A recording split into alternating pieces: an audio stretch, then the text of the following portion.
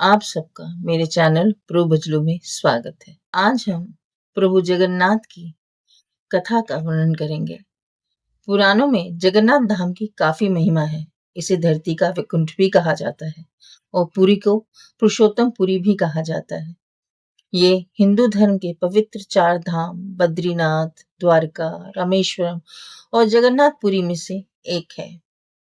कहते हैं भगवान अपने भक्तों के लिए हर युग में अलग अलग अवतार लेकर आए। सभी अवतारों में से एक ये ऐसा अवतार है जिसमें सिर्फ उनकी बड़ी बड़ी आंखें नजर आती हैं ताकि वह अपने हर भक्त को देख सकें, उन्हें दर्शन दे सकें। इसी भक्ति से संबंधित पुरी धाम की एक कथा भी काफी प्रचलित है। ये कथा भगवान जगन्नाथ की अनासरा पूजा से भी जुड़ी है। आइए दोस्तों जानते हैं जब भगवान ने धारण किया गजानन का वेश।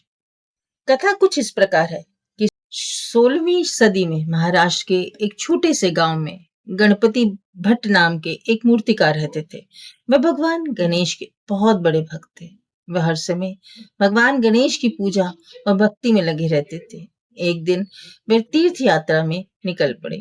उन्होंने कई जगहों की यात्रा की और अंत में उड़ीसा के पुरी पहुंचे। जब वे पुरी पहुंचे तो उन्हें बहुत दुख हुआ क्योंकि वहां भगवान गणेश का कोई मंदिर ही नहीं था।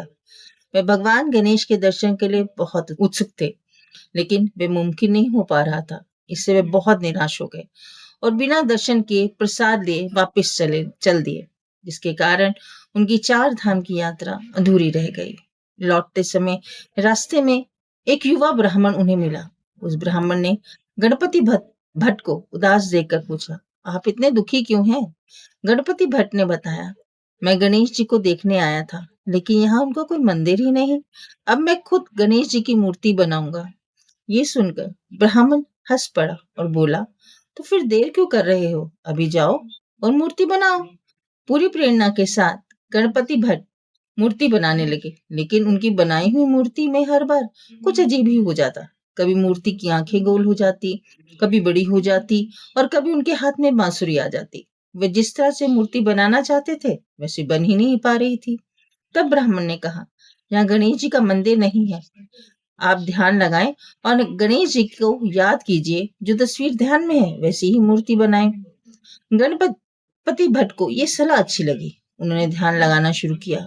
ध्यान में उन्हें कई अलग अलग चीजें दिखाई दी, जैसे कभी एक बड़ा चेहरा मुस्कुराता हुआ, कभी गणेश जी बांसुरी बजाते नजर आए, कभी 2 बड़ी बड़ी आंखें उन्हें देख रही थी। फिर उन्हें पुरी के जगन्नाथ मंदिर में लगे भगवान जगन्नाथ की मूर्ति दिखी। इससे भी वे और परेशान हो गए क्योंकि जो कुछ भी वह देख रहे थे उन्हें समझना बहुत मुश्किल था। मूर्ति बनाना तो बिल्कुल भी आसान नहीं था। तब भगवान ने भक्त को दर्शन दिए। फिर भट्ट जी ने उस ब्राह्मण से ने पूछा कि आपने जगन्नाथ मंदिर में दर्शन किए? भट्ट जी ने जवाब दिया, नहीं। जब मुझे पता चला कि वहां गणेश जी नहीं है तो बिना दर्शन किए वापस आ गया। ब्राह्मण ने कहा, एक बार जाकर जरूर दर्शन करें, शायद आप गणेश जी वहीं हों। ब्राह्मण की बात सुनकर भट्ट जी मंदिर की ओर चल पड़े। मंदिर में उस वक्त अनासारा विधि चल रही थी। ये ज्येष्ठ मास की पूर्णिमा का दिन था। इसी विधि के दौरान भगवान जगन्नाथ बड़े भाई बलभद्र और सुभद्रा को स्नान प्रांगण में ले जाकर जाया करते थे।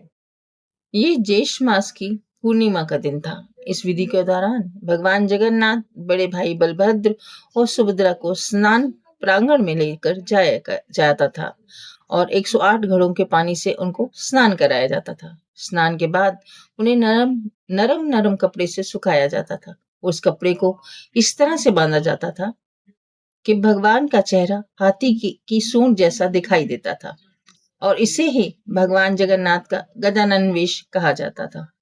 जब भट्ट जी मंदिर पहुंचे और इस गजानन वेश को देखा तो बहुत खुश हुए। खुशी में भट्ट जी जोर से बोले, मेरे गणेश जी तो यही हैं।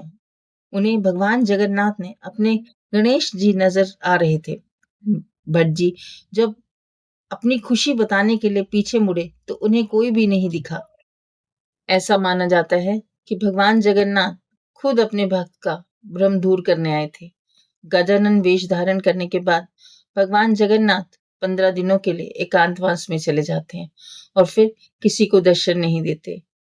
तो दोस्तों, आपने जाना कैसे भगवान अपने भक्तों को प्रसन्न करने के लिए उनकी भक्ति से प्रसन्न होकर उन्हें दर्शन देने आते हैं।